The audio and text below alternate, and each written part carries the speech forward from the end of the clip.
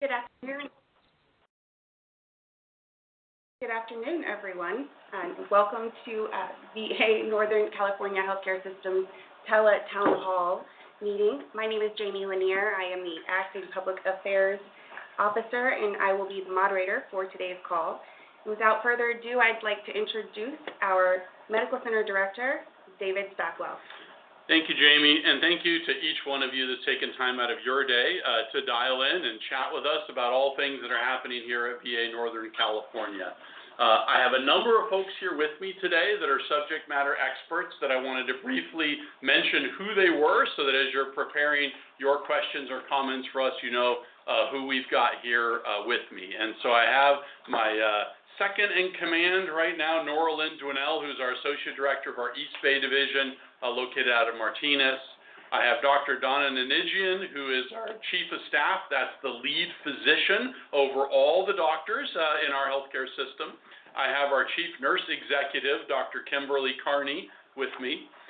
Jeremy Parsons, who's our Acting Associate Director of our Sacramento Valley Division, is here. I have Stephanie Mills, who's our Chief of Social Work.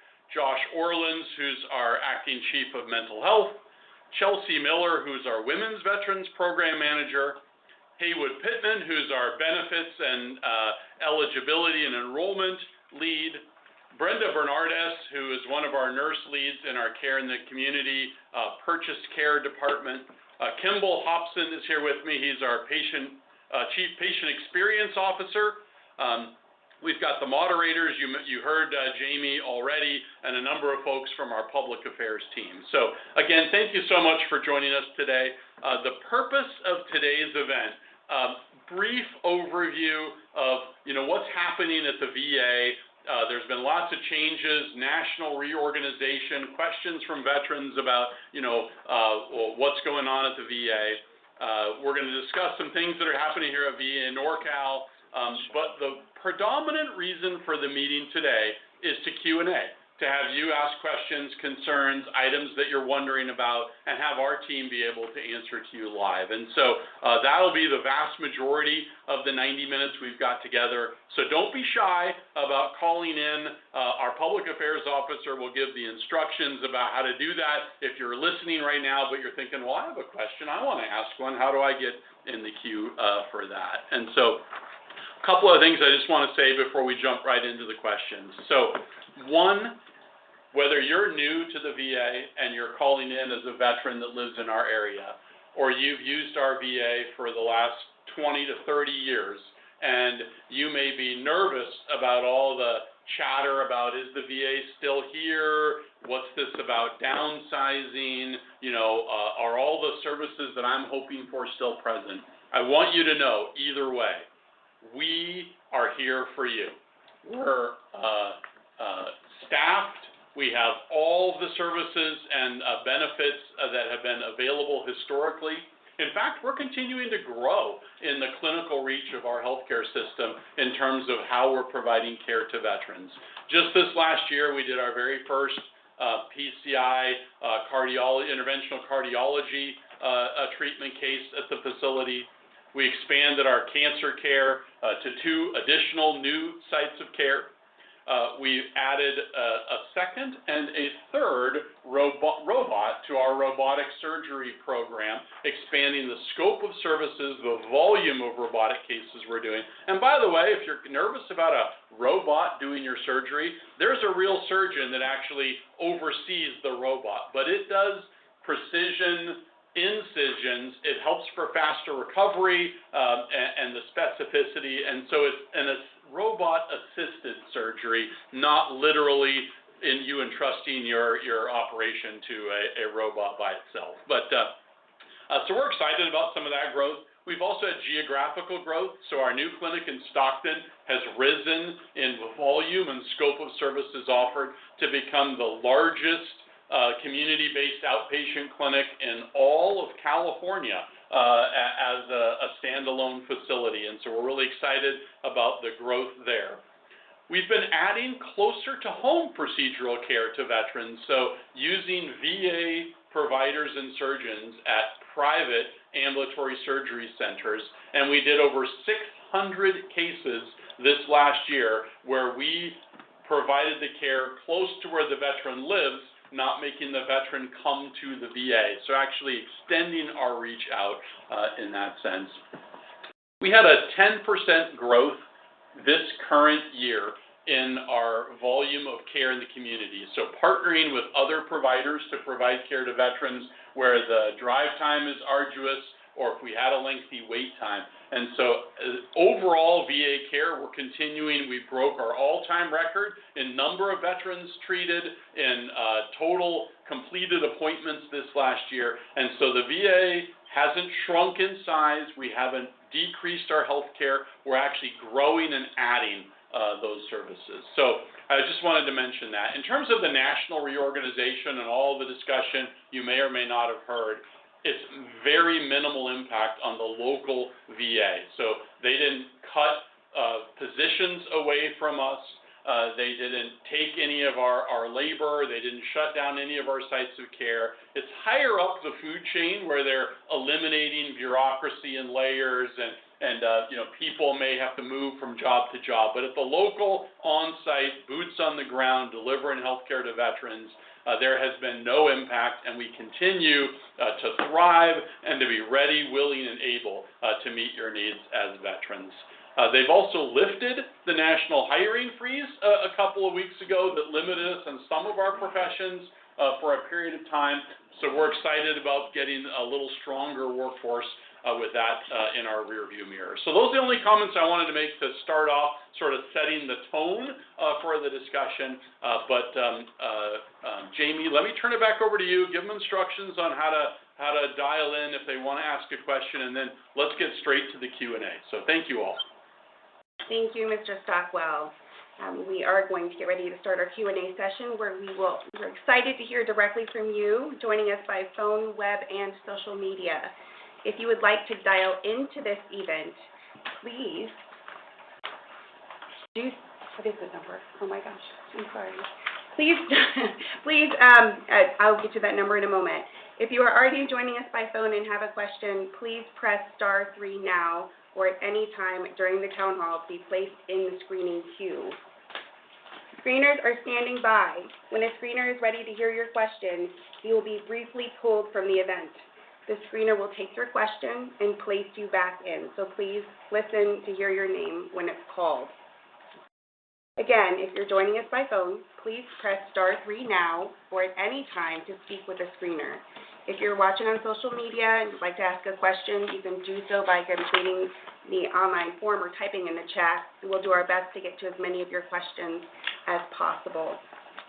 If we can't get to your questions today, our Patient Experience Office will reach out to you directly. And a recording of today's event will be shared on our Facebook page and our YouTube channel later today.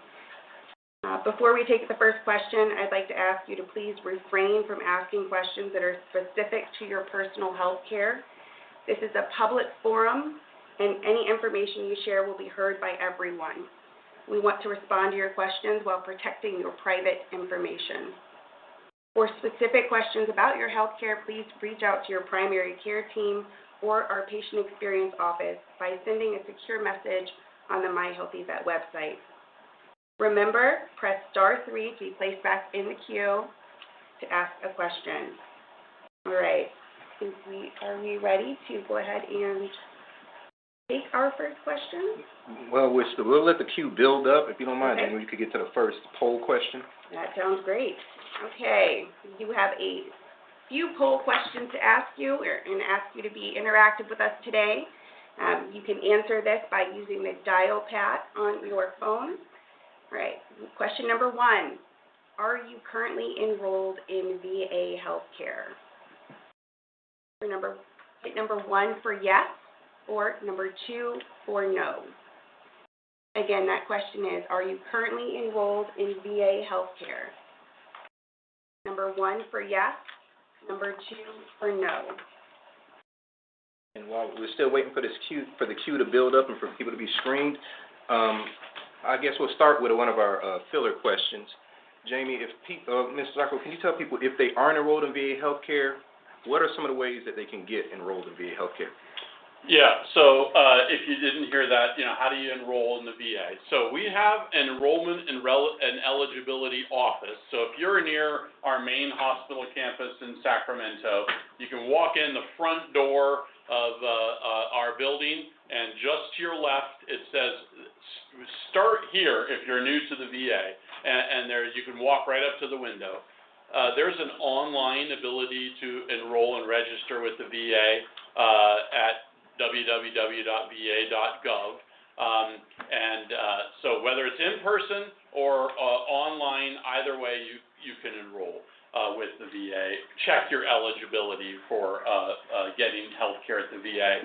And we've got about 40,000 veterans that live in VA Northern California that are eligible to use the VA and have not yet signed up for VA care. So if that happens to be you, we want you to enroll. And there's some incredible advantages in terms of health care benefits available to you that are available at the VA, and so we want you to register. We are encouraging you to sign up. So thank you.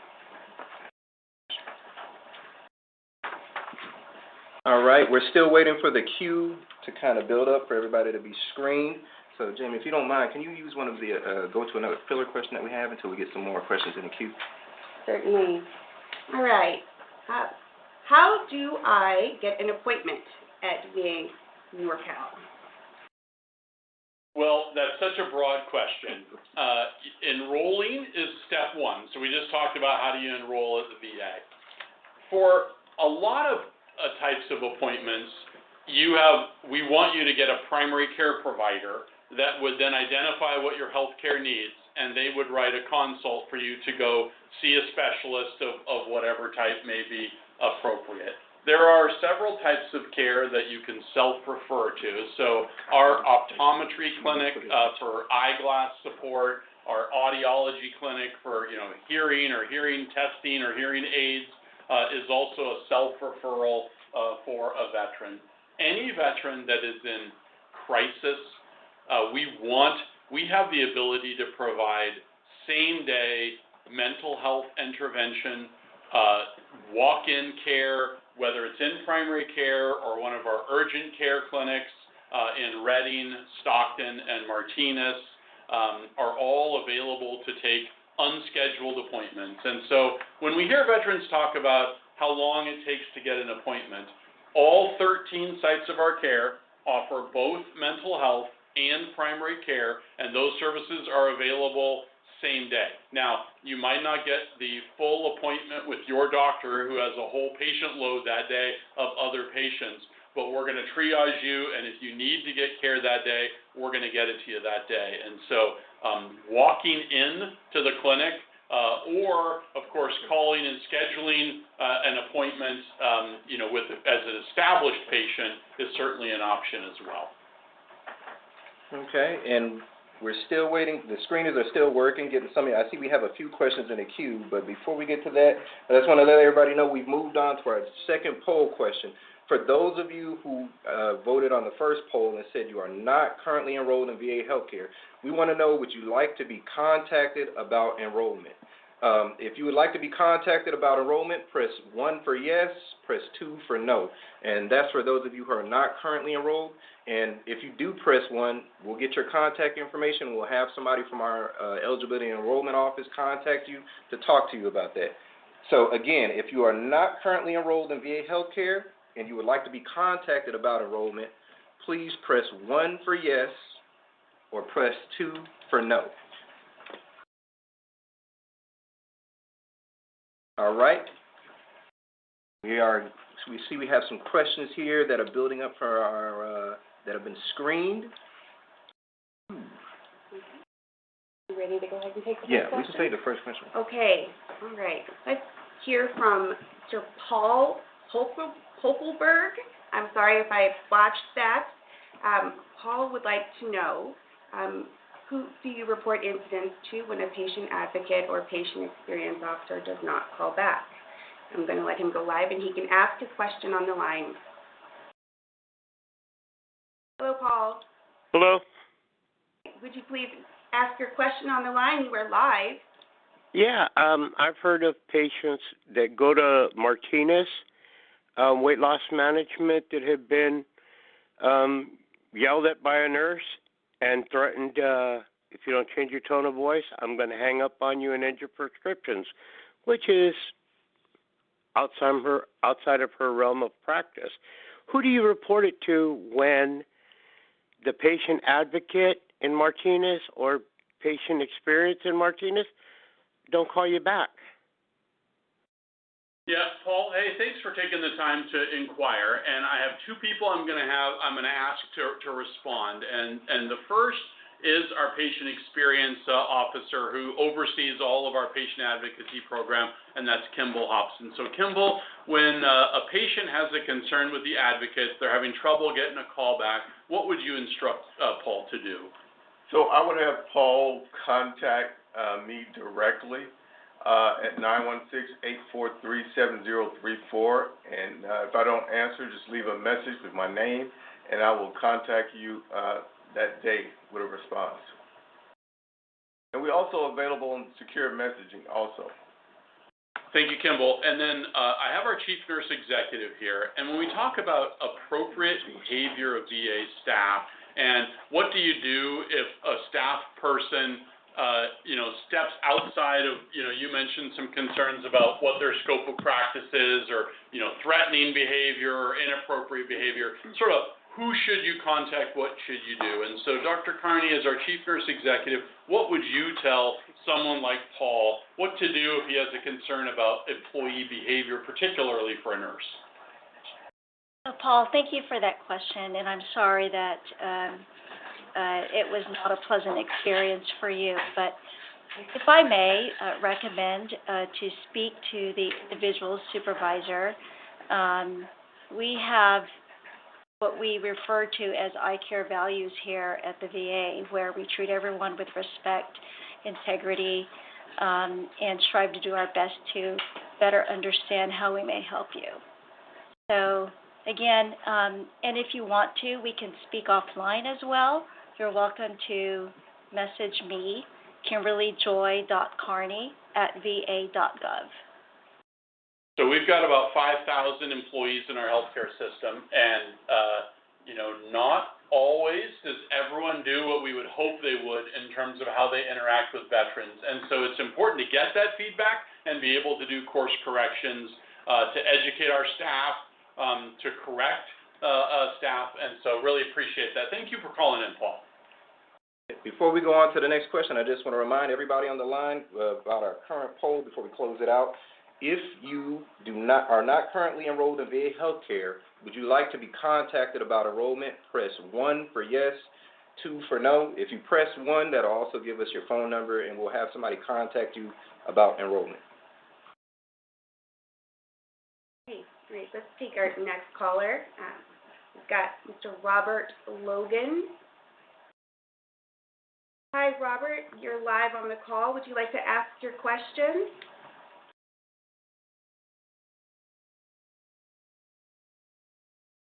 Robert, can you hear us?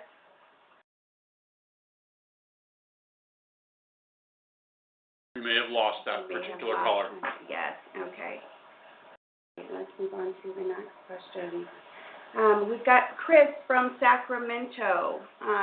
Chris needs a VA card to go to the library. Would you like to ask your question live, Chris? Sure. Can you hear me? Yes, Chris, go ahead. Yeah.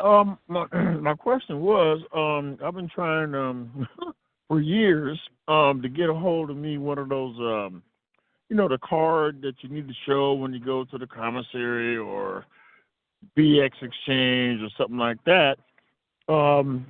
I am enrolled, relatively new to the VA, but I am enrolled, and I've been going to a couple appointments and this, that, and the other. Am I eligible to get me one of those cards? Like, I think it's BD 214 or whatever it is, or so I can start going to the commissary. Yeah. So, I'm going to have Haywood Pittman, who's our Chief of Benefits and Eligibility, jump in here in a moment. I tried to answer an earlier question about how to enroll in the VA, and I see he did a way better job than I did. So I'm going to let Haywood answer. But in general, a couple of comments I would make, and that is that the VA identification card, which gets you the discounts at Lowe's, and there are some benefits to be able to show that you're a veteran with your VA ID card, and permission to get into the commissary, which is overseen by DOD, might be two different things. But Haywood, are you able to speak on the phone, and can you address Chris's question? Yes, sir. Can you hear me? Oh, yeah, loud and clear. All right. Thank you, Chris, for that question. Mr. Stockwell is correct, primarily in that eligibility for health care and enrollment for health care benefits are kind of our wheelhouse. But that benefit question that you asked is more aligned with eligibility for the in-person and commissary privileges, which is run by DOD. And typically you need to be 0 to 100% service connected, or have a 0 to 100% service connected disability for those type privileges, and they're handled by most of the military installations in our area. So closest to us would be Travis Air Force Base. Actually, Derek Shelton, who's our site manager for Fairfield, may be able to shed some more light on that, Mr. Stockwell, as well. Yeah, I think we've got it covered there in terms of him getting his VA ID card. Haywood, any steps that a veteran has to take after they enroll before it gets mailed to them, or do they automatically get the photo at registration and they get their VA healthcare ID card? Oh, so that question was specific to the healthcare, the VIC card. Yeah. Okay. I would, if I could have Chris take my information and I can speak with him offline. Why don't you share your number with him, Haywood, and he can give you a call. Yes, sir. Chris, my direct number is 925-877-6360, and I'd be happy to speak with you. All right. Before we go on to the next question, I just want to remind everybody on the line, if you're just joining us, and you want to get in our Q&A queue, you can press *3 to join the queue. You'll talk with one of the screeners, and your call will be up in our queue. If you're participating online, you can just type the question in on the, you'll see a prompt that will allow you to type the question in. If you're looking at us on Facebook or YouTube, you'll have to go to that Access Live link that you see in the thumbnail to be able to type in your question, and that'll add you to our online question queue. And as a reminder, if anybody on the call knows anyone else who would like to participate, you can have them dial in directly by calling 833-380-0515. All right, I think we are ready to go to the next question. Mr. Stockwell? Yeah, we should. Okay, we've got Diane from Sacramento. Diane, would you like to ask your question live? Yes, is there going to be an increase in physicians so that we're able to see doctors more expeditiously than having to wait 2 weeks or so? Yeah, Diane, thank you so much for taking the time to call in and to ask that question. We are actively recruiting physicians. We've had a little bit of a challenge in 2025, with all of the public dialogue about federal employment and, status of federal employees and, the long-term impacts. We had a moment where there were some folks that were nervous about taking a job with the federal government. And frankly, we had a few people that worked for us that decided it was time to, try something else out. And so there was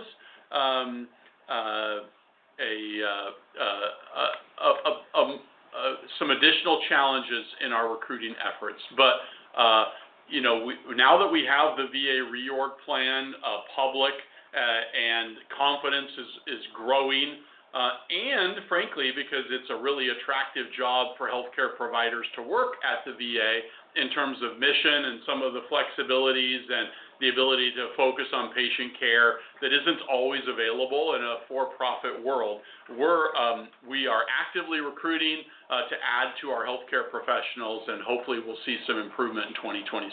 But thank you for asking that. We're also working on, some expansion of hours to make it more effective. So I know, like tomorrow at our dental clinic, I believe is it dental tomorrow? In McClellan is going to be open all day on Saturday, and I think they've got a large number of employees. Oh, we have an eye clinic that's open in Martinez tomorrow too, but I think we're going to see like 60 or so patients in the day, maybe 80. So yes, we're trying to expand our access and lower the wait times. But I really appreciate you, Diane, taking the moment to call in and ask that question. Okay, we've got Richard from Citrus Heights.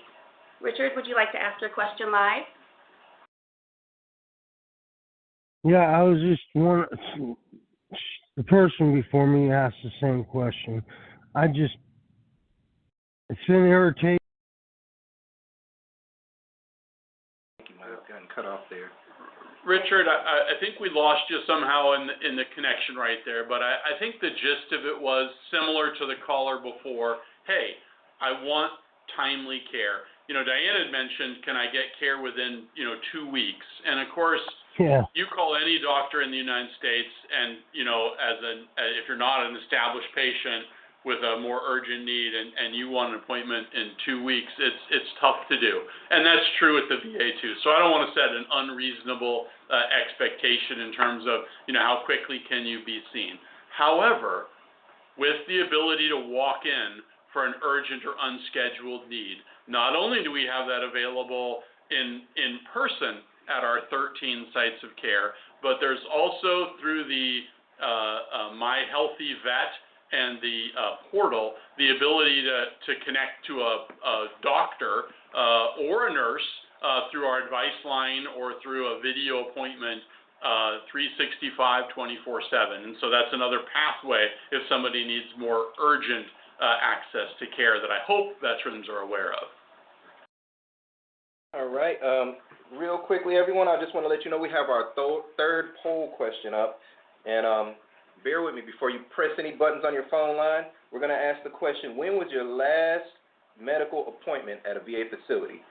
Press 1 if it was within the last 6 months, 2 between 6 months and 1 year, 3 between 1 to 3 years, and 4 if the last time you visited a VA facility was more than 3 years. I'll say that again. When was your last medical appointment at a VA facility? 1 if it's within the last 6 months, 2 if it was between 6 months and 1 year, 3 if it was between 1 and 3 years, and 4 if it was over 3 years. Okay. All right. Let's go ahead and take our next question. We have Willis Moore. Willis, would you like to ask your question live? What's that? I'm here. I didn't. I have an ear problem. Okay, I'm here. Yeah, Willis, go ahead. Okay, would you want me to ask? I was talking to the lady before, and I asked these questions. Do you want me to repeat the same questions that I you could. asked before? They're the screeners, and so everyone online will be able to hear if you ask it out loud. Okay, got it. I've been a VA a long time. I'm 100% disabled permanent total. Okay, I'll get to my question because try to be specific as I can. Regarding, there's two. I actually have more, but these two main ones. The dental, I noticed you brought up dental. I get the dental at McClellan, and it's been harder and harder in the last 2 years to get a teeth cleaning. You go in for hygienist, and to get one within a year to get another appointment set. And we used to get them, every 6 months, and I could just roll along. I wouldn't mind if it was 7 months or whatever. But the thing is now I've been having a real hard time at getting an appointment after I go into appointment. To go to the desk, and that's how they do it, and get an appointment within a year. They've also been over there. Some of the ladies have been quite rude. Okay, so I don't like that. And but I have gone back and through emails because I'm aggressive and got doctors and got appointments. But so I'm wondering, is there an issue in dental? I'll just stay on this right now. Where there's going to be availability of more scheduling that we'd be able to get obtained an appointment for teeth cleaning. I usually can see a doctor once a year, which is fine, where they do x-rays. But is there something in the works of getting, I heard you say something about Saturday, and I have actually had my last 2 cleanings on a Saturday there, which is fine. But is there going to be some more, just on that question alone, stay with that, is there going to be some more people there to, professionals to hygienists? Yeah. Hey, Willis, first of all, thank you for your service. And as a long-time user of the VA, we certainly hope that we're taking good care of you. I heard your question and concern about dental. 2 things I want to say about that for you. One is that we actually are in the process of adding 2 additional dental treatment room chairs to our McClellan facility. So it's been capped at 16 treatment chairs. And you remember, if you've been here a long time, you remember we had the fire on the roof about a decade or so ago, and the demand has been high. And so we are adding 2 additional dental chairs. We're getting closer to being able to open those up, and that is going to expand our volume and throughput at the clinic. But in terms of your specific concern about the timeliness of getting the teeth cleaning appointments, what I'd like to do, Willis, is have our Chief of Dental Service reach out directly to you. So I see we've captured your contact information through the portal here when you called us, and I'm going to have Dr. Neal reach out and talk directly to you. So I know I can't answer that live. I don't want to get into the specifics of sort of what your needs are, but I do appreciate you've got some concerns, and we'll have her reach out and see what we can do for you. So thanks for calling in. All right. While I have everybody here, I just want to remind y'all about the poll question we have up right now. When was your last medical appointment at a VA facility? You can press 1 right now if it was within the last 6 months, 2 if it was between 6 months and a year, 3 if it was between 1 to 3 years, and 4 if it was over 3 years. That's press 1 if your last visit at a VA facility was within 6 months, 2 between 6 months and 1 year, 3 between 1 to 3 years, and 4 if the last time you visited a VA facility was over 3 years. Right now, Mr. Stockwell, I got a follow-up question kind of to that dental question, and it's from somebody on the web. They want to know, it's about access to care. Dental benefits seem like a lesser-known option, and I have heard you must be 70% disabled to access. What are the criteria to get dental care at the VA? I'm not sure, Haywood, I should phone a friend again. I know my brief answer to the question, but when we're talking to 10,000 people live, I want to make sure I get it right. And so, Haywood, are you on the line with us still? Can you speak to the dental eligibility criteria? Yes, sir. Let me confirm before I say something that's not actually correct. So I'll add it to the chat here in just a second. All right. Well, then I'll have to answer it because they can't see the chat. So I believe you have to be 100% service connected or have the condition with your dental needs be related to a service connected event, or you are, I think it's 90 or 180 days right after discharge for dental care. So it's a very short window right after you get out of the military, and then you have to be highly service connected, 100%, or it has to be for treatment of a service connected condition. And so, and the 70%, I think, has to do with unemployability in your service-connected rating in terms of dental care. So Haywood's going to get the answer for me. I'm going to break in, even if it's not your question, but if you're still listening, with the exact answer. So again, me as the director off the cuff trying to come up with the eligibility, I want to make sure we get it right for you. So thanks for asking. I know we had another web question for our Women's Veterans Health program, and I'm not sure if we have an opportunity to take that one right now or not. Did we not? While they're trying to find that, Okay. I want to remind everybody, if you're tuning in via the web, you can type your question in on the web browser. If you're looking at us on Facebook or YouTube, just go to that Access Live web address you see in the thumbnail or scan that QR code. And if you're on the phone line, you can just press *3 right now to join our question queue. I'm not seeing an online question, but I do have Melissa from Sacramento who has got a question for you. Hello? Melissa, are you live? There we are. I am. Yes. Hey, fantastic. What can we do for you? Thank you. I wanted to begin with, I appreciate the commitment of the SAC VA and more specifically my primary care doctor, Dr. Farmer in women's wellness, as well as Nurse Michelle Tyler in wound ostomy compression, and also the ER team. They've been really great in my care. I am a decade recovered from breast cancer, so I am in remission in August for a decade now. But specifically for the last 2 years almost, you've been taking care of me at the SAC VA, which prior to this I'd been in the Southern California VA system as well as Dayton, Ohio, which were really not very good systems. But your system here, I've honestly found the women's wellness. So that was just my comment about that. Thank you. I have no complaints. I am really being taken care of, and I have really appreciated it. It's stabilizing my health. As far as my question has more to do with not so much here because I've only had one oncology appointment, but in general, I've talked with 10 veteran women who are cancer patient breast cancer recovery.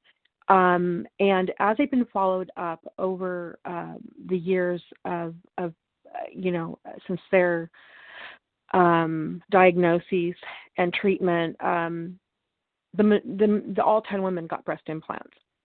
And as a result, within the 5-year mark, all of them had them removed. When I spoke with my doctor, Dr. Jaco Vestakian in Los Angeles VA, he actually did a 2018 study that found that 50% of the women who had breast implants at 5 years literally had a 50% satisfaction rate. But that's not being translated to, I feel it's not being translated to the VA specifically. He works for UCLA, and he operated on me at the VA clinic or the VA hospital. He now does not recommend to his medical students breast implants. He does the, using the different methods that they have naturally. But I specifically wanted to know if there was a way that the oncology team that does our annuals, instead of focusing only on the lab, the blood labs, that's all they do is focus on the blood labs. They don't focus on our current care, which involves lymphedema for 40% and higher in women who have had mastectomies like me, followed with breast implants. We're seeing a 40% plus rate of lymphedema in the VA, which obviously costs millions upon millions upon millions of dollars for the VA. We could cut all of that out.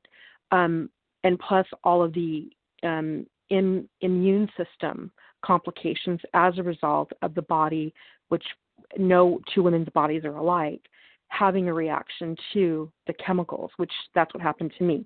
So I now have a chemical sensitivity to every chemical in the world, which lands me in the ER constantly from, an exposure. So my question is when we do follow up with oncology, these questions being asked from any women that have had implants, is there any lymphedema? And also, are there any immune reactions? Looking for those triggers, so those can be caught at the very beginning, because if women could get breast implants removed if they're having immune system complications, it could be that cascade of diseasing after the fact. And yeah, well, so Michelle, there's a lot in there, and I thank you for your call and your question, and I'm glad that you're happy with the care Dr. Farmer is providing you and your experience here at VA Northern California. Let me just have our Chief of Staff, Dr. Donna Nanijian, who is a urologist by trade, but certainly over our hemonc department as well, to comment about some of the questions you've got clinically about pathways forward. So Dr. Nanijian? Yeah, so I'll start by just commenting on the last thing I heard you say is the request that when you have oncology follow-up, that they include questions about lymphedema and immune reactions. And I think those are valid points, and I'm going to touch base with our Chief of Oncology and talk to him about that. And I just want to say, in general, about our breast cancer care, that we just hired a breast cancer plastic surgeon, someone who specializes in breast reconstruction, who is going to be starting in the fall. And she will offer both implants, but also, I think what you alluded to, which is other forms of breast reconstruction using your own native tissue, which will hopefully limit and prevent some of these complications that you described that come with implants. And so that's just something we're doing for our breast cancer patients to, enhance their care and keep it in the system. And also I have Chelsea Miller here with me, our new Women Veteran Program Manager, who can speak a little bit more about our breast cancer care. Yeah, thank you for your question and for, that suggestion as well, Melissa. I did want to just mention as well for anyone on the call and listen, we do have breast cancer nurse navigators who assist in the navigation of cancer care and survivorship for those male and female veterans that have gone through breast cancer. They can also help refer to different wellness pathways that we have, physical therapy, the Gladiatrix exercise group for strength training virtually for women through rec therapy. We have social work groups that partner with physical therapy to offer yoga, Pilates, Tai Chi. They can order compression garments. We have referrals we can make for acupuncture. So there's a lot of wellness pathways that we have to support veterans throughout their breast cancer and survivorship that I wanted to mention too, if they are suffering from lymphedema or any other complications. And they are assigned to women throughout VA Northern California. And if you wanted to get connected with them, if you're not currently connected, oncology can refer over to them, or you can call the Women Veterans Program. Our number is 916-843-2919, and we will get you connected for breast cancer care. Thank you. Very good. Well, thank you for asking that question. Circling back to Willis on the dental question, so I got the experts. I was basically right in the broad sense. There's a couple of categories for voc rehab and for unemployability, homeless veteran under certain criteria, and for veterans that need dental care related to another medical condition. But those are all sort of the exceptions to the rule. If you're wondering, hey, who can use dental care, my earlier comments, I think, were pretty accurate. So I did want to make sure I circled back with all the fine print as far as our dental care eligibility. Okay. I'd like to take a moment just to remind everybody that we do have a lot of callers who are waiting to ask questions, so please try and keep your questions clear and concise so we can get through as many people as we possibly can. With that, we've got Kat. Kat, would you like to ask your question live? Yes. Wonderful. Go ahead. I'm wondering, what's the most effective way for a veteran or caregiver to coordinate across multiple clinics, like primary care, specialty, rehab, social work, so that the care plans and documentation stay consistent? You know, that is a great question, Cass. One of the things that we've tried to implement here at VA Northern California is a care management, intensive case management program that's under our social work service. So Jamie, I know we haven't had you talk yet on the call. Here is our subject matter expert, and I know everyone loves getting put on the spot, sort of heart rate goes up, wait, I have to answer in front of 10,000 people, but can you talk a little bit about great ways to try to coordinate your care across service lines and how our navigators or case managers may be able to help with that? Sure. Thank you for the question. I think there's multiple ways for veterans to access more comprehensive case management, and that can depend on their care needs.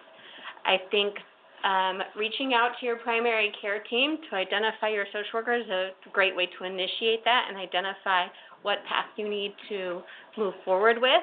It can be through your RN case manager or care coordinator, through your PACT team as well. But sometimes if you're in specialty care or if you have multiple specialty care physicians following you, you might need a single point of contact. And that is what our CC and ICM program does. It identifies a lead coordinator, and they can then assist a veteran with making sure that we're coordinating across different programs. So, Cass, one of the most difficult things in healthcare is navigating all the plates that are spinning at the same time in terms of different pathways of care. And so it's a really good question. And, you know, what Jamie shared about the nurse that's assigned to your primary care provider's team that oversees all of the things that are happening in your care is a great place to start for that. So thanks for asking that question. Okay, all right. We've got David from Sacramento.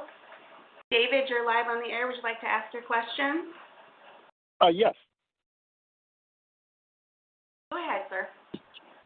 Hey, yeah, hi. Appreciate this, what you're doing right now. This is fantastic, getting some great information. But my question is, in order to use the VA, or can you use the VA if you're 100%, but the issue is not military related? And in addition, the rehab center in Martinez, can you use that if you're 100%, or does that have to be connected to the military as well? Yeah. So, David, by the way, strong name. Like that one. These are great questions. If you're a 100% service-connected disabled veteran, you can come in for any of your health care needs to the VA. It does not have to be limited to what you're rated for a disability rating. So you're welcome to use the VA for all of the services that we offer, and it's not contingent upon it being specific to your service-connected disability. In terms of our rehab nursing home center that's in Martinez, if you also are able to use the services. Now, we screen for the criteria of when we would admit, so it's not a self-referral just to decide, you know, I'd like to go hang out in the rehab center, but you don't have to be treated for your service-connected condition in order to use our community living center in Martinez. So that's really true for both of those. So if you are 100% service-connected, come to the VA. We can meet the universe of your healthcare needs, irrespective of whether they're part of your disability rating. So I'm so glad you asked that question, because you're probably not alone in wondering that. So that's great. Thank you. Okay, terrific. All right, we've got Connie. Connie, are you there? I am. Awesome. Would you like to ask your question live for us? Sure, absolutely. First of all, I want to say thank you for putting this together today. I find it very, very helpful. I am a vetted caregiver for my husband, who is the veteran. My question for today is, I love the dashboard. It's so user-friendly in my mind. Going into the BTSSS end of it for a caregiver to file for reimbursement for mileage or travel, I'm finding that there are not some items in there for referrals or vendors that have been referred. For instance, an acupuncturist or a daycare center that's been approved by the VA. I've been told that we go to McClellan, but there are 2 people actually on the Mather end that can add these on. And I find that these 2 people, they're very busy, and I get that. There's probably 2, and they're probably dealing with a lot. One of them, voicemail, it just goes to voicemail. And the other one, I can leave a message, but I don't give a call back. The window for filing these claims is 30 days out. So my question today is, I'm wondering if there is a central email, a central IT person that adds on vendors that I could go to get this implemented, or any other numbers besides the 2 Sacramento numbers I have. Yeah, Connie, great question. I'm not a big fan of that BTSSS system. It was supposed to be automated and seamless, and it seems like it's pretty challenging. And so I appreciate your comment and your question. Luckily, I have my phone a friend online still with Haywood Pittman, who's our chief of the benefits department, and he oversees the Benny Travel Department. So your specific question about, hey, how do I get a hold of somebody when I'm struggling to get those 2 Mather individuals to be able to answer. Haywood, hopefully you're still on the line. Hopefully we can still hear you. What would you tell Connie? What's the best way for her to be able to communicate, to question, or to get somebody that can add a vendor that isn't in the system or whatnot for her travel reimbursement needs? Thank you, sir. Connie, thank you for your question. Right now, we are missing our Benny Travel manager. So I'm going to share my number with you to contact me directly when we need to add a vendor. It's not a cumbersome task to do, and we can get someone to do it. We just need to get that communication going. So my number is 925-877-6360. And you can reach out to me anytime. That's my cell phone, and we'll get it taken care of. Thank you, Haywood. Yes, sir. All right. We've got Paul from Cottonwood. Paul, you're live on the air. Would you like to ask a question? Yeah, my question is about the anthrax shots that we got. So when I went into Afghanistan in 2011, I got a Series 4 or Series 5 anthrax shot. And of course, there were no records of it because it was just like stand in line, take your shots, and no record or anything like that, right? So I got the anthrax shot like 6 times. I don't know which one. It was actually 7 of them. And I don't know which ones it were. I think it was like the 1, the 2, the 3. Anyway, so veterans from the Gulf War era got 100% disability for anthrax shots, which I found really interesting. But we can't claim injury for any shots, including anthrax shots, in our generation. And I find that really interesting, considering that the 1986 National Childhood Vaccine Injury Act, right, delegated basically the decision that you cannot sue vaccine manufacturers, that they're essentially like protected from liability, right? So I found that really interesting because Gulf War veterans were after 86, but yet the VA was giving them 100% for anthrax shot injuries, but yet because we got a different version of the anthrax shot in our generation in Afghanistan, right, we're not allowed to claim. So I'm just wondering, where's the logic there? Yeah. Hey, Paul, I appreciate your question, appreciate your service. The VA healthcare side doesn't actually make the decisions about disability ratings. That is a Veterans Benefits Administration or a VBA decision. Their national number is 1-800-827-1000. And so questions about, the logic of how they're determining disability ratings for what eras and, what types of environmental exposure is not something that I can comment on as the healthcare leader. So I do appreciate your question. I do appreciate it's a VA question. It's just the wrong arm of the VA to give an answer. So hopefully dialing the VBA number will give you the help that you need. But I appreciate you reaching out. All right. Real quickly, I want to remind everybody, if you want to get in our question queue and have your question answered by the director or some of our leadership here, just press *3 if you're on the phone lines, *3, and you can join our question queue. If you're tuning in via the web, you should see a prompt at the bottom of the browser where you can type in your question. If you're looking at this stream on Facebook or YouTube, just go to that Access Live web address there or scan that QR code. That'll get you to the website where you can enter your question. And we have another poll question up we want everybody to participate in. This one is, have you received a flu shot this year? Press 1 if yes, press 2 if no. Again, have you received your flu vaccine this year? 1 if yes, 2 if no. Okay, we've got Margaret from Sacramento. Margaret, you're live. Would you like to ask your question? Yeah, hi. My name is actually Margaret, like Target, but thank you. Oh. It's different. Yeah, it's different. I really appreciate you guys having this opportunity, and I love that I got a phone call yesterday and then didn't even know it was happening and was still able to participate because I can't look at every email and stuff, and that it's particular to NorCal. I hear a lot from veterans that they don't feel like they're getting good service, and I feel just the opposite. I have just been a part of things for the past 2 or 3 years, and I think it's been really great. So I want to say thank you for that. Doing this is another example of how you guys are really trying to help people, and I really appreciate that. I have 2 questions. The first question is pretty simple. Maybe both of them are. Is there any chance of getting an automatic refill process going where we don't have to remember to get our prescriptions that are ongoing each month? Like I know Express Scripts outside of the VA, you plug it in there and they automatically just send you your shot every month, then I don't have to request it each time.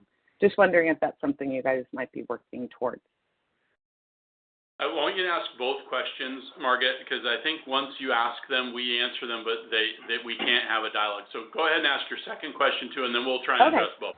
Yeah. Okay, awesome. Thank you so much, David. The other question is I work with elderly for in-home care, and there's a lot of VA clients that that would be eligible for in-home care.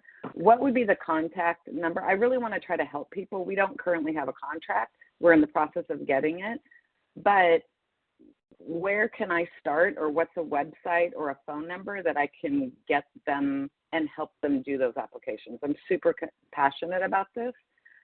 For one, because they feel like they are like spinning their wheels, and I want to kind of tie the bows for them because they're older and they get frustrated and that type of thing. Yeah.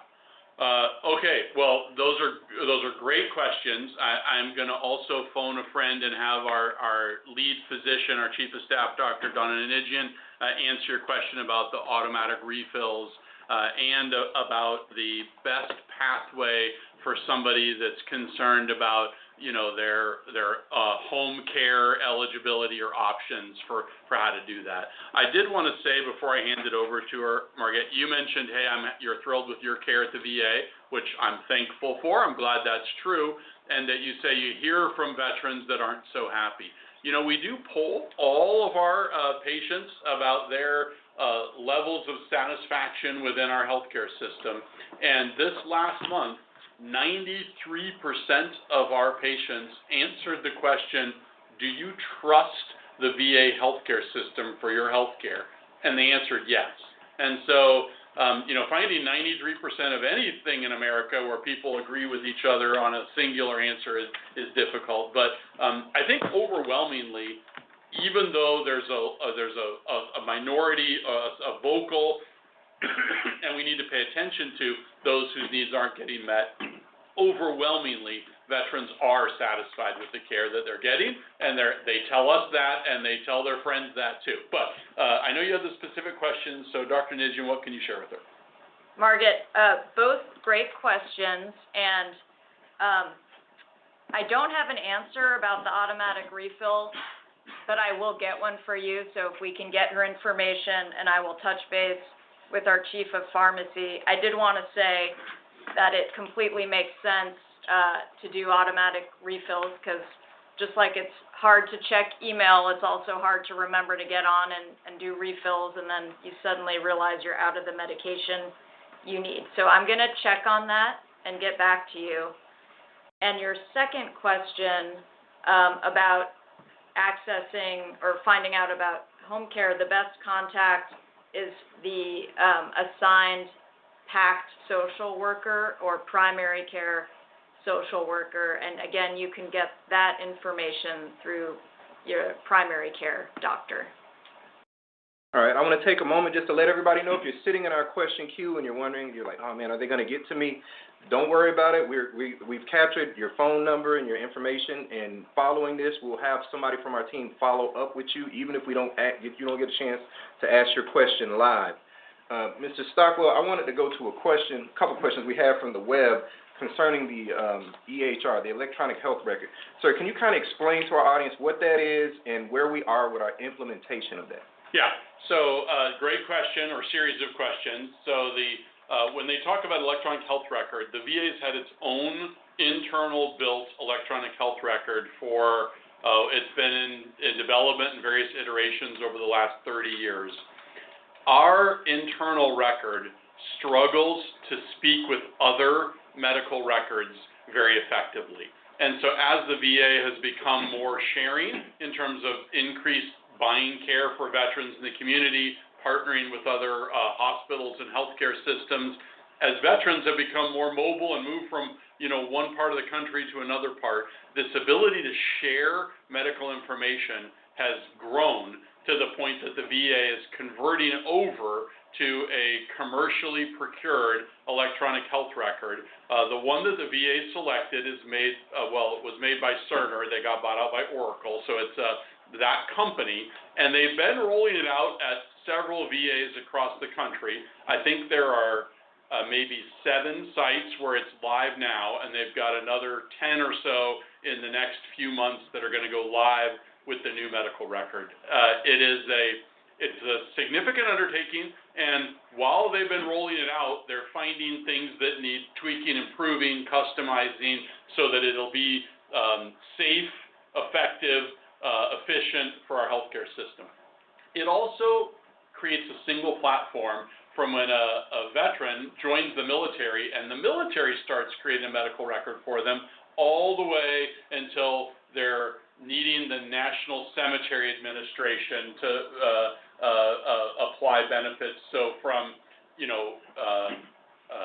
start of your military career all the way through your VA career, with the same shared medical information record in the same system. And so we're scheduled to convert to the new record here at VA NorCal right now in July of 2028.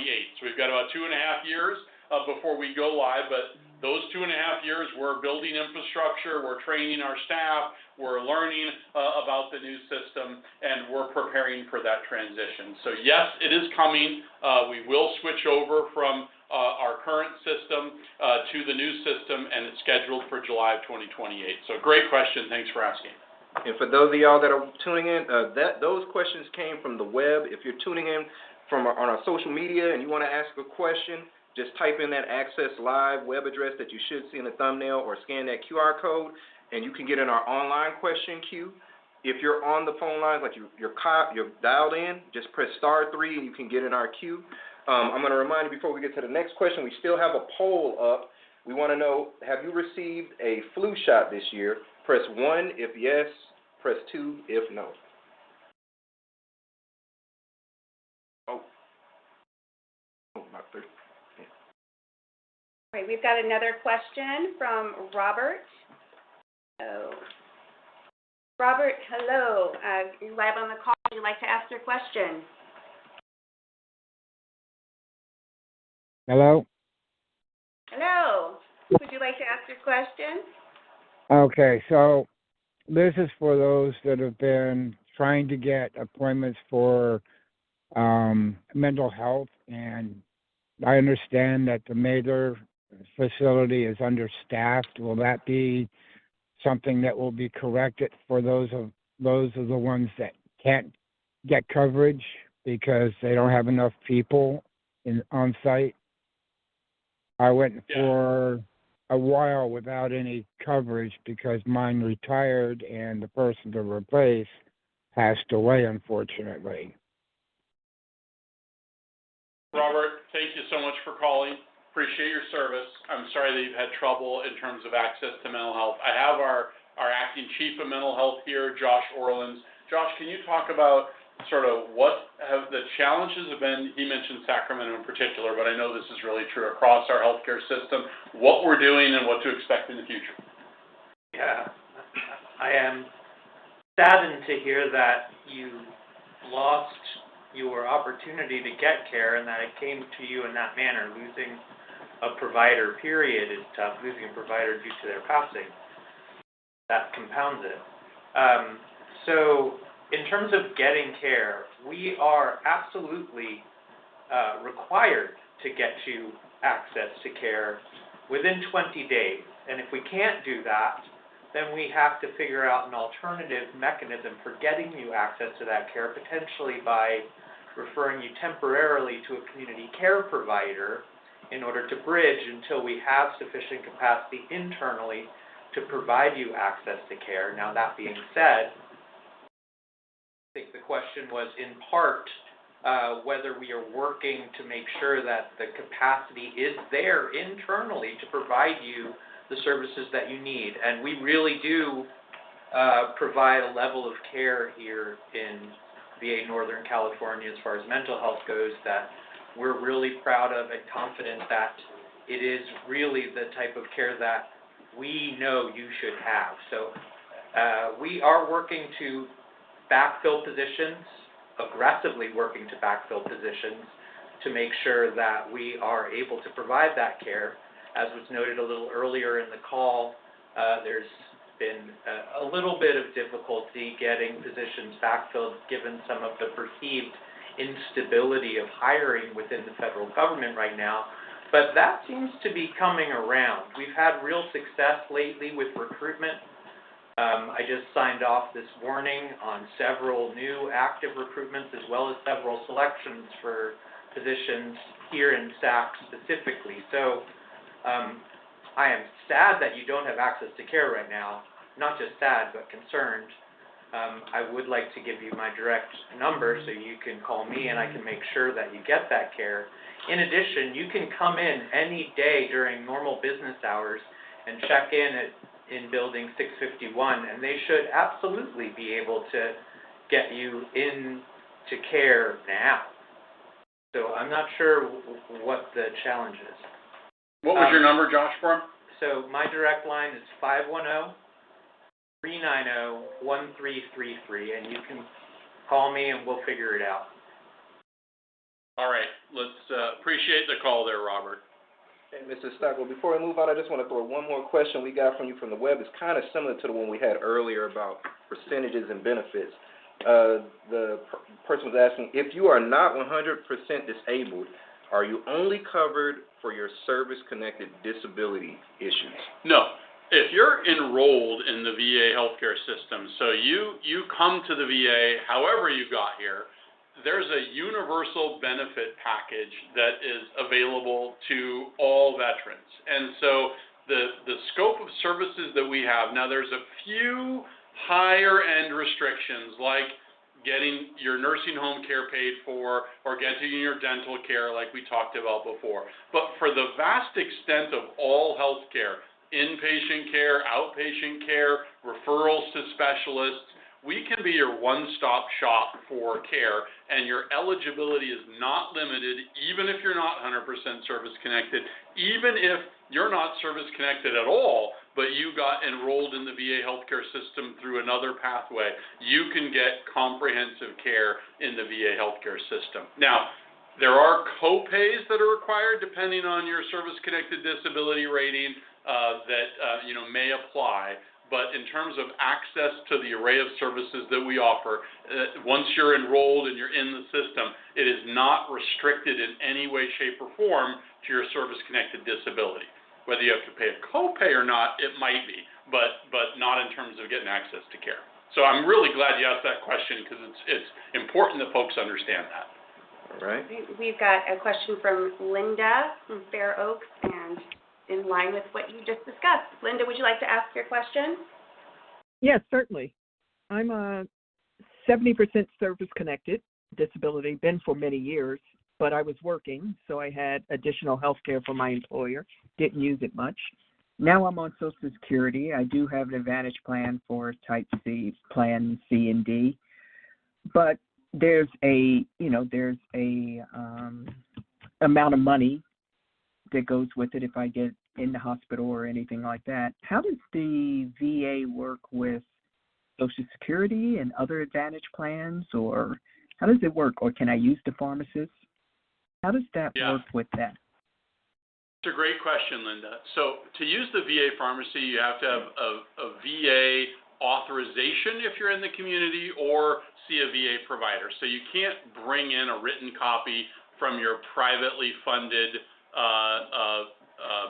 medical appointment and have the VA fill the script for you. It has to be a VA authorized healthcare interaction for the VA to pay for the prescription. So you may get the VA to rewrite the script for you from a VA provider, or if the VA authorized your care in the community, that also would be a pathway for the VA to pay for the script. But in terms of our interaction with Social Security or Medicare in that example with your Advantage plan, the VA is part of the federal government, so is Health and Human Services that funds the Medicare program. And so we don't bill each other for care. There's no choice that has to be made by a veteran to say, I'm going to opt for one or opt for the other. You're actually eligible in both systems. And so you could come to the VA, and if you had no copay for your need at the VA, and you happen to have been required for a copay through your Medicare Advantage plan, you could opt to use the VA for your care. Now, if you need a referral from a primary care provider, then you might have to see a VA primary care provider to get referred to the specialist, depending on what that is. But you're allowed to ebb and flow between both healthcare benefit circles, if you will, and you're not restricted or limited in terms of your ability to choose the VA. So, Linda, we welcome you to get your healthcare at the VA, moving forward. But thanks for the question. Mrs. Stockwell, before we go to the next question, I just want to introduce our final poll question. If you have been vaccinated for the flu, did you receive your flu shot at the VA? If you did, press 1. If you received your flu shot outside of the VA, please press 2. I'll say that again. If you have been vaccinated for the flu, did you receive your flu shot at a VA facility? If yes, press 1. If no, press 2. And to our panel, I'll throw a question to you about the flu shot. If somebody hasn't been vaccinated for the flu, how can they get their flu shot here at the VA? Oh, that's a great question. Dr. Carney, you've been talking about trying to get veterans more flu shots at the VA. I know we've got clinics set up at multiple locations. Do you have a quick reference that you could share? I do. It's very easy. All 13 sites of care offer the flu shot. You just have to walk into the clinic, ask a nurse, ask a provider, or even ask the front desk. They will direct you to how to get a flu shot. All right, it's free, it's fast, and at all 13 of our locations. So thank you, Dr. Kearney. All right, we've got Eric from Sacramento. And I did not click that right. Eric from Sacramento, would you like to ask your question live? Yeah, so I actually have two questions because I've been sitting here and I thought of another question, if that's okay to ask. So my first question is, there's once free replacement glasses a year, but if you lose or break that replacement, you need an updated prescription to get another pair.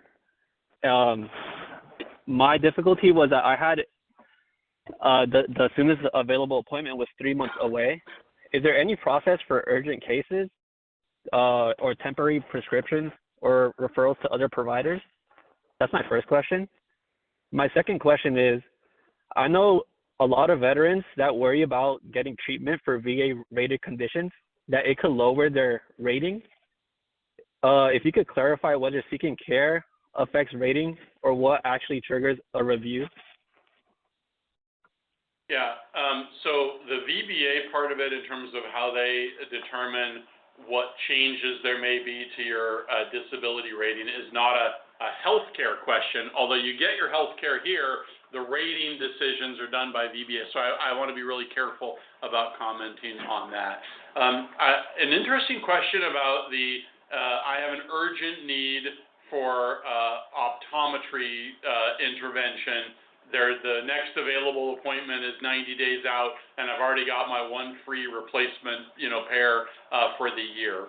I don't know if you're prepared to answer that on the spot. No. Okay. So, Eric, we're going to capture your information, and I'm going to have our eye clinic reach out and walk you through what are the options for that. So, I'm glad you asked the question. I just don't have the people here to be able to answer it live.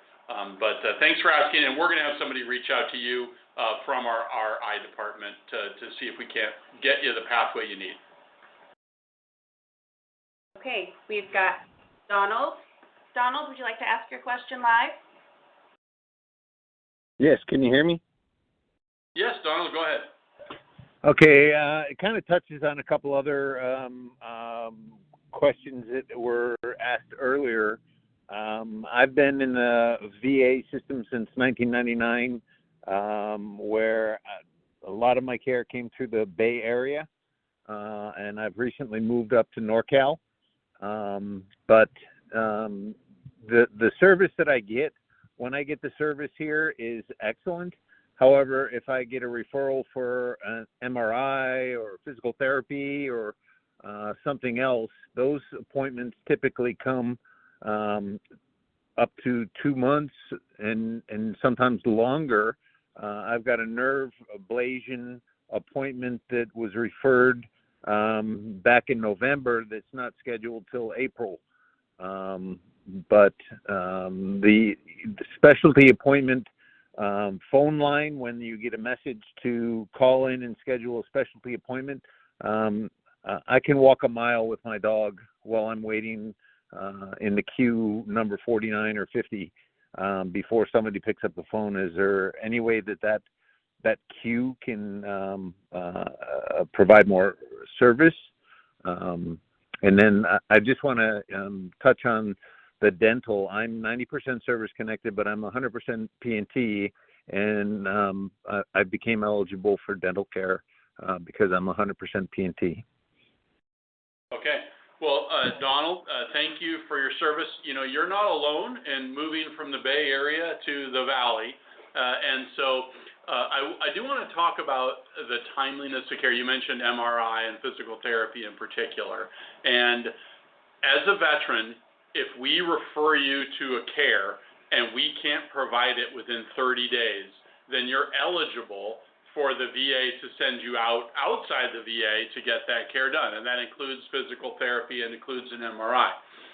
When I mentioned you're not alone from the Bay Area moving to the Valley, the community can't provide most of the time an MRI or a new patient physical therapy appointment within 30 days either. And so we are attempting to shorten the waits to expand the services. We're putting a new MRI down at our Stockton clinic this year to offload some of the demand on the 2 that we've got here at Mather.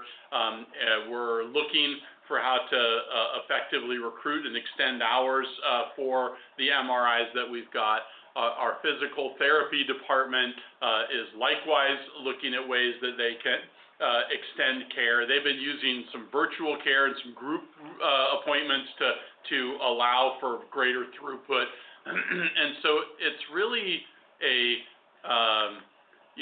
whole lot of people in the baby boomer era have gotten to certain ages all at the same time, and the demands on all of U.S. healthcare has gone up tremendously. And so whether you're in the VA or out of the VA, it's hard to get a very quick appointment for lots of types of healthcare. And so we're working hard to try and increase our capacity. I hope if you've endured this whole call, endures not the right word. If you've patiently or actively participated in this call, you heard me say at the start that we had an all-time record number of completed appointments in our healthcare system last year. So we continue to provide more care, and we're trying to do that more timely to meet the demands of the patients that we've got. But it is a challenge to get immediate or short-term care, and it is not just true for veterans, it's true for the whole community. So we're going to continue to fight the good fight to try and make that as timely as we can for you. I appreciate your service and that for the most part, you've been pretty happy with the care that you've been getting since transferring from the Bay Area. So Donald, thanks for calling. Mr. Stockwell, there was another question. I had a bit of a technical issue, but I did want to make sure you heard it. Okay. It's from somebody, Natasha. And she was asking what we can offer in the way of alternative care. Yeah.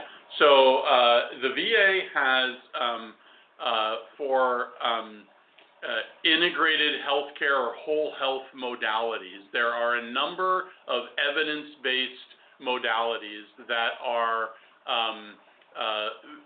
the VA has included in the comprehensive care plan for veterans. And so chiropractic care, acupuncture care, massage therapy, there are some mindfulness, Tai Chi. I think there's 7 different integrated health modalities that the VA has said these are part of what we offer to patients. And so we have whole health coaches at the VA. There can be a referral from your primary care provider to interact with those whole health options. We offer some of those services directly in the VA. We buy some of them from the community. And so there are a number of sort of alternative or non-traditional healthcare pathways. The VA is very excited to partner with those. And in many cases, those have been, life-changing, incredibly powerful modalities that have helped veterans in their health journey. And so I'm so glad you asked that question. There are a number of them that are readily available in the VA. It's not the universe of, so the VA has gone through a review of evidence-based beneficial care and identified 7 in particular. And I rattled off a few of them. I don't have them all memorized, all 7 of them. So yes, we can get that, Natasha, but it's talk to your primary care provider, get the referral to Whole Health, and see what's available. Okay, and I think we are just about at the end of our time here. I want to say a big thank you to everybody for calling in. Thank you for your questions. Please rest assured that if we did not get to your questions today, that you will be contacted by somebody from our patient experience office within the next several days. So we thank you for your patience. And if you would like to review anything that we discussed today, you can view that on our Facebook or YouTube pages. A recording will be up by the end of the day. And with that, I think I will turn it back over to you, Mr. Stockwell, if you'd like to say any closing remarks. Yeah, well, it's been an hour and a half, and so for those of you that have stayed with us the whole time, it shows a couple of things to me. One, you care about what's happening at the VA and your own health care, but oftentimes you care about the broader picture about what about my fellow veterans and the care they're getting and what changes. So I hope you're leaving today's call with a couple of important takeaways besides the specific questions that were answered. And that is the VA healthcare system is still here for you or here for you if you've never even touched a foot on our campus before and you're a veteran in our area. We want to be here to provide that care. We're not going away. We're continuing to add to the scope of services that we're able to offer to veterans, and we want to partner with you in your healthcare journey. So I really love the engagement, the questions today. Thanks for taking the time out. Have a wonderful weekend, and we look forward to seeing you here at VA Northern California in the not-too-distant future.